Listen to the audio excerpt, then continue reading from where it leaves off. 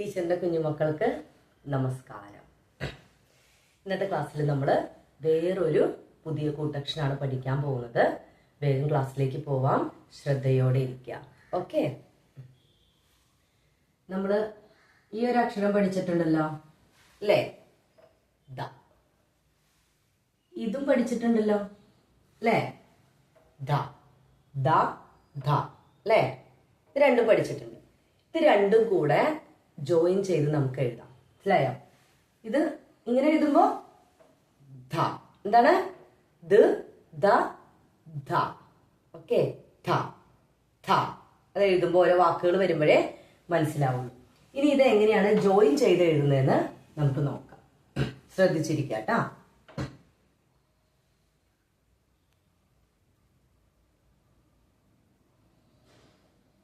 കണ്ട? മനസ്സിലായോ? അതായത് ദാ എഴുതി, കൈയെടുക്കരുത്. അടുത്ത ദാ എഴുതുമ്പോ അതിന്റെ പകുതിയെ വരുള്ളൂ അല്ലെ? ഈ മുഴുവൻ ഭാഗവും ഇത്രയും ഭാഗം ഇവിടെ ഇല്ല. കണ്ടോ?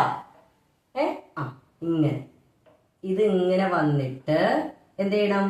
ഈ ദാ കംപ്ലീറ്റ് ആയിട്ട് ഇങ്ങനെ വന്നിട്ട് അടുത്ത ദായുടെ പകുതി എടുത്ത് ഒരു ഭാഗം മാത്രം കംപ്ലീറ്റ് ആയിട്ട് എഴുതാം. കണ്ടോ? ഇതാണ് ധ. എന്താണ്? ധ. കിട്ടിയോ? യെസ്. ഇപ്പൊ നമ്മളിന്ന് പഠിക്കുന്ന കൂട്ടക്ഷരമാണ് ധ. നോക്കിയേ, ശ്രദ്ധയോടെ ഇരിക്കുക.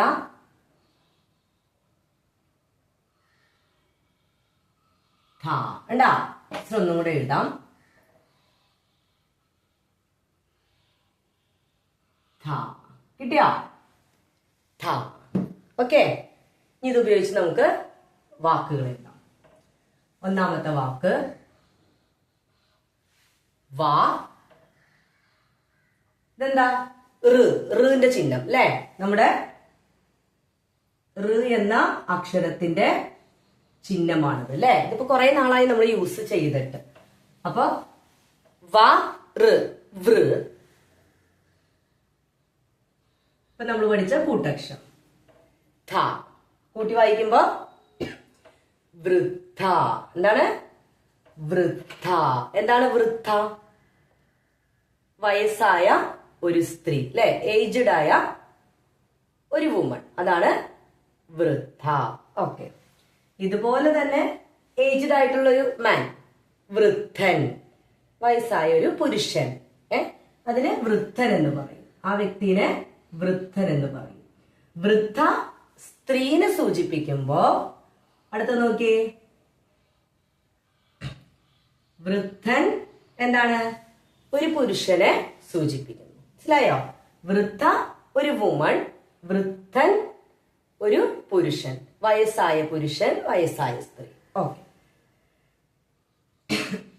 അടുത്തത് പ ധ തി. കൂട്ടി വായിച്ചേ. പദ്ധതി. പദ്ധതി. എന്താണ് പദ്ധതി എന്ന് പറഞ്ഞാൽ? ഒരു പ്ലാൻ. നമ്മളൊരു പ്ലാൻ ചെയ്തിട്ടില്ലേ അല്ലേ? നാളെ എനിക്ക് ഇങ്ങനെ പോണം, മറ്റന്നാ ഇന്ന ചാപ്റ്റർ പഠിക്കണം, അടുത്ത ദിവസം ഇന്ന സബ്ജക്റ്റ് പഠിക്കണം അല്ലെ? ഇങ്ങനെയൊക്കെ നമ്മൾ ഓരോന്ന് പ്ലാൻ ചെയ്യില്ലേ? അതാണ് പദ്ധതി. യെസ്. നാലാമത്തെ വാക്ക് ഇതെന്താണ്? ബ. ബ ഉ. അപ്പൊ എന്തോന്നു? ബു. ബു. ധ ഇ. അപ്പൊ എന്തായി? ധി. ബു ധി. എന്താണ്? ബുദ്ധി. നമ്മുടെ ബുദ്ധി അല്ലെ? നമ്മൾ പറയില്ല നമ്മുടെ കഴിവ്, നമ്മുടെ ബുദ്ധി അല്ലെ? അതാണ് ബുദ്ധി. മനസ്സിലായോ? ബുദ്ധി എന്ന് എഴുതുന്നത് ഇങ്ങനെയാണ്. ചിലപ്പോ നമ്മൾ തെറ്റിച്ചൊക്കെ ചിലടത്ത് കാണാറുണ്ട്. എന്താണ്? ചിലരൊക്കെ തെറ്റിച്ചെഴുതാറുണ്ട്. ബുദ്ധി ഇങ്ങനെയല്ല, ഇങ്ങനെയാണ് എഴുതുന്നത്. മനസ്സിലായോ? ഓക്കെ, തെറ്റിപ്പോവരുത്. ഇതാണ് ബുദ്ധി എന്ന് പറയുന്നതിന്റെ ധ. ഓക്കെ,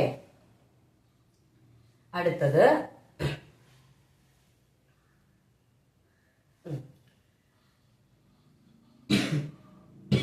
ആ ആ ബ ധ അം. എന്താണ്? അബദ്ധം. അബദ്ധം, അബദ്ധം. നമ്മൾ പറയില്ലേ, അയ്യോ എനിക്ക് പറ്റിപ്പോയി അല്ലെ, അയ്യോ തെറ്റ് പറ്റിപ്പോയി അല്ലെ, അറിയാതെ സംഭവിക്കുന്നത് അല്ലെ, അതാണ് നമ്മൾ അറിയാതെ.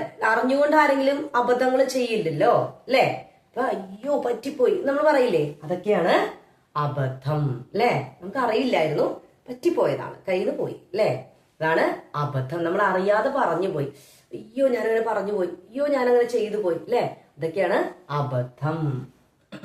അടുത്തത് പ പ്ര സി